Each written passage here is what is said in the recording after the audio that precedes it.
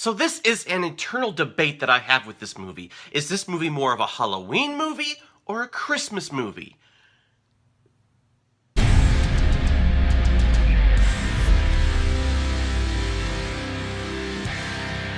Nightmare Before Christmas, released in 1993 and is directed by Henry Selick, not Tim Burton, and he's directed such films like James and the Giant Peach and Coraline. The film stars the voices of Danny Elfman, who also composed the music for the movie, Chris Sarandon, Catherine O'Hare, William Hickey, Glenn Shaddix, Paul Rubens, Ken Page, and Ed Ivory. Nightmare Before Christmas is a stop-motion animated picture where we follow the lead character Jack, the Pumpkin King of Halloween Town. Every year, this town is in charge of making sure that Halloween is as scary as it possibly can be for the world, and Jack is a master at doing that. But he has been doing that year after year after year, and he feels like he's been stuck in a rut, and he's been looking for something different in his life. And one day, Jack stumbles across a hidden door in the woods that transports him to the fun, bright, magical world of Christmas Town. And Jack is immediately dazzled by the majestic, bright lights and the colors. So inspired by this new place, Jack decides that Halloween Town is going to be taking over the Christmas holiday this year. And you can imagine the shock and terror on all the kids' faces when they start opening their presents Christmas Eve. Now, this movie is based on a short story written by Tim Burton, and he wanted to take this work and turn it into a different kind of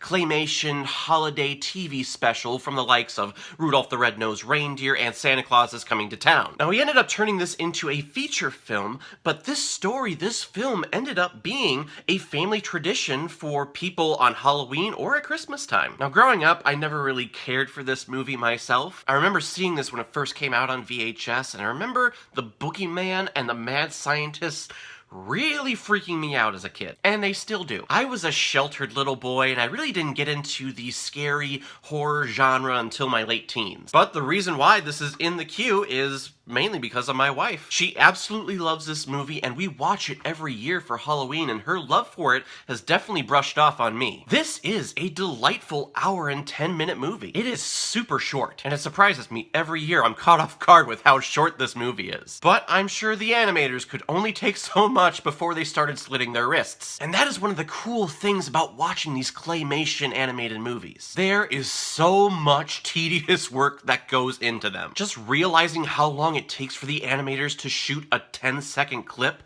is absolutely astounding. They have several different miniature sets with all of these action figures. They pose the action figures on the sets, take a picture, move their arm a millimeter or so, take a picture, move their mouth a millimeter or so, and take another picture. But you never think about this when you're watching these movies because the pictures are presented in real time. And their attention to detail with this movie is absolutely perfect. And I know that it takes years and years for a computer animated movie to get produced. But there is a tangibility and a certain care that is needed when shooting these claymation animated pictures, and the tediousness of it is what I absolutely respect. Now, other than the claymation, this movie is mostly known for its score and its soundtrack by Danny Elfman, who voices the lead character of Jack in this movie. Now, Danny Elfman and Tim Burton are probably one of the most perfect couples in cinema. Elfman just gets the darkness and the epicness that is Tim Burton's soul. Plus, I really like Elfman's voice for Jack. It's very light,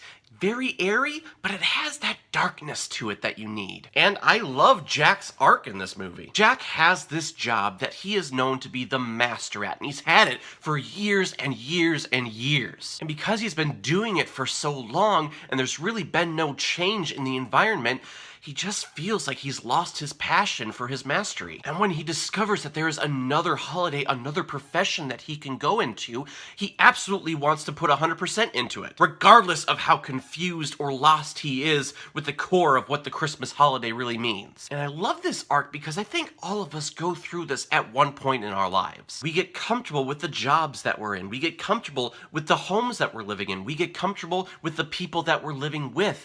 And it's completely understandable that eventually you get the urge to want to change things up. And whether or not we act on those urges, we can still relate to the desire to want to change things up. It is a great message for kids, and it's also a great message for adults. Heck, I'd probably say that this movie is more for adults than it is for children. So in the end, Nightmare Before Christmas is one of the great Christmas or Halloween specials, however you want to look at it, that is a great tradition for many, many families. Personally, I wouldn't show this to anyone younger than 6 years old because the imagery in this movie can get very scary. But kids nowadays are mostly desensitized to that kind of stuff, so what do I know? The score is great, it's very rememberable, and Danny Elfman is the true shining star. Well, him and the hundreds of animators that sculpted and shot every slight little movement of these creations. Hats off to you. I have no idea how you do this without having to go back to your padded room at night. So I'm gonna give Nightmare Before Christmas 4 out of 5 Blu-rays.